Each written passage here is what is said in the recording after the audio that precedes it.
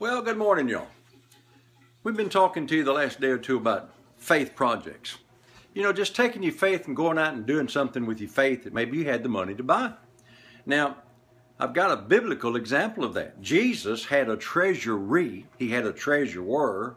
He had plenty of money. I know some people have some difficulties with that, but Jesus was not poor. He supported his ministry and the ministry of the 12 and possibly even 7, and he never begged for money, never had to go around taking up offerings and writing appeal letters. So he was doing all right.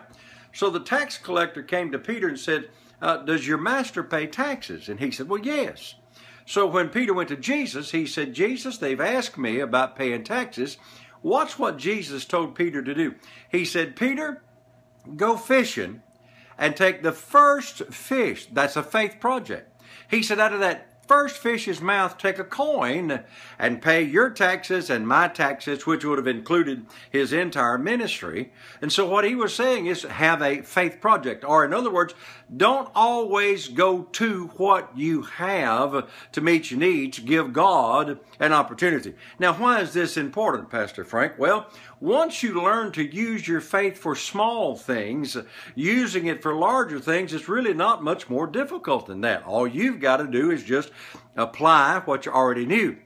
I have a good friend of mine that when he was in college, very young, he had to write a paper for a college class and he didn't have a gym clip. And so all the way into school that morning, he said, Lord, I believe I have a gym clip. And he got out of the car looking around, didn't have one.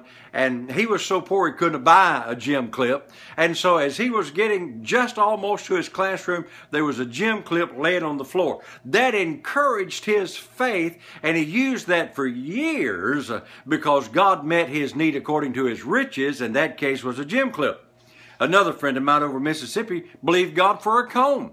You know, when he first found out about faith and using his faith, he didn't have a comb. He believed God for a comb. And in the mail the next few days, he got an envelope full of combs. He carried that one old comb with him for years.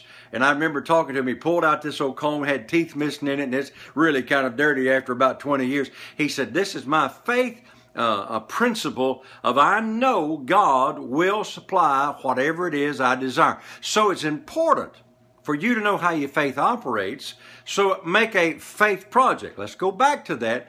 Jesus said, Peter, go fishing, and out of the first fish's mouth, take the coin, pay our taxes. Notice it was the first fish. That meant there were more fish. Peter could take those fish, eat those fish, sell those fish, whatever.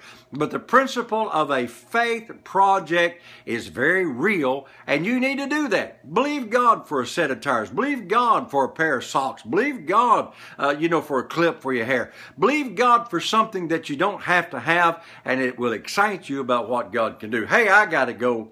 You remember all day long, Jesus is Lord. Thank God the word works.